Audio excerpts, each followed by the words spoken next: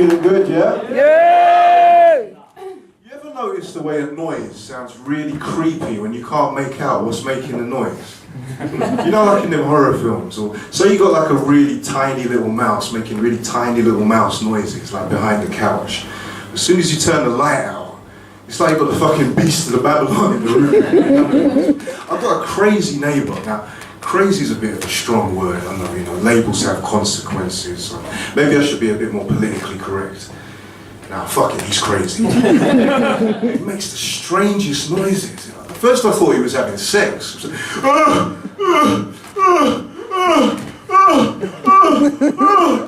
the only problem with that though is I only ever hear one voice. Maybe he's just not very good, you know. Maybe he's doing a little bit of DIY. You know? But even if you're doing a bit of DIY, I mean, come on, have some consideration. Some of us have got to get up and go work in the morning. I mean, not me, but you know, some of us. So I could tolerate it at first, and then he started waking me up at 3 in the morning. So I'm thinking, you know, sleep is precious, you know, sleep deprivation, you know, turn a person a bit, you know. I'm thinking maybe that's what happened to my man. He's getting his own back now. So I'm thinking, I've got to do something about it. I've got to say something to this guy, but how do you approach a sensitive topic like that, you know? Do you mind keeping the noise down while you're wanking? It's keeping me up. It's not an easy one, is it? So I bumped into him one day anyway, and I thought I'd just, you know, go for the less is more approach and just ask him to keep the noise down. And he said he's a pastor and that he's praying.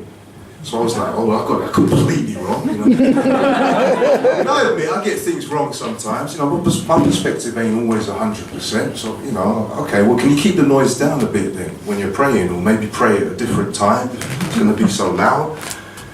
Basically, this made no difference whatsoever. He kept making his noise, in fact, it got even louder.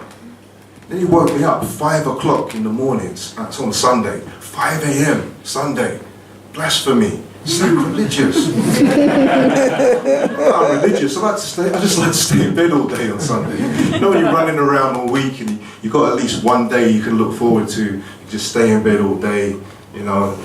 Sometimes I don't even get up until Monday, you know. Sometimes I don't even go up until the following Sunday, you know them ones. So I'm thinking, what am I thinking? The pastor! I'm thinking I've got to go and say something to this guy. I've got to knock on his door. This is just, you know, this guy's got like a master's degree in being annoying, you know. So I go upstairs now. I knock on his door. The door opens. All I see is the hammer swinging at me. I step back. I swear, if I didn't step back, I wouldn't be here to tell you this story right now. The guy basically chased me off the landing and down the stairs with a hammer. I don't know if you ever tried to fight someone with a hammer when you've woken up at 5 o'clock in Sunday morning. It's not easy. I couldn't believe what was going on. I was like, this never happened to me before in my life. I'm getting chased around the block by a hammer-wielding preacher. You can't make this shit up. I mean, seriously, there are people paying big money for creative writing courses. You can't make this shit up. So, of course, he denied it after, you know. So I was thinking, maybe I got it wrong again. You know, my perspective ain't always 100%. Maybe I misinterpreted it. Maybe he just happened to be on his way out to do a bit of DIY in the corridor. At the same time, I knocked on his door. I mean, proper DIY, not the type I was talking about before. It's really weird. Really weird. So, you know, maybe it's just his style. You know, some motivational speakers really like to hammer their message into you. I was thinking, how can I take a story like this? It's a bit tragic, really. Turn it into comedy. Well, I have been looking for new ways to get hammered. Maybe it's a metaphor for life. They say that if your only tool is a hammer, then every problem looks like a nail to you, you know? It's quite philosophical, actually. Maybe subconsciously he's looking for a career change, you know. He wants to do something different. He's had enough of the pastoring, the preaching, you know. Maybe subconscious, you know, maybe all this is really about is he wants to enroll in the City and Guilds Building and Construction course at Lambeth College, you know.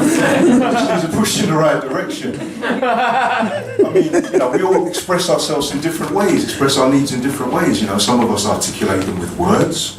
Others, you know, like to swing hammers around trying to kill people. You've got to be open to this. It's a democracy, you know what I'm saying? So, I mean, or maybe he was Thor in a past lifetime, you know? Who knows? You don't have to worry though, you know, everything's all right now. I find that in life you've got to face up to your problems. You can't avoid them, you've got to do something about them, you know? So whether that's, you know, in this situation, whether that's calling the police or, you know, keeping a diary of events or, you know, letting the council know, you know. So I bought a sword. I haven't had to use it yet. On the real though, I don't have a problem with belief or faith or spirituality. You know, I consider myself to be quite a spiritual person. Whiskey, brandy, I can get very spiritual sometimes.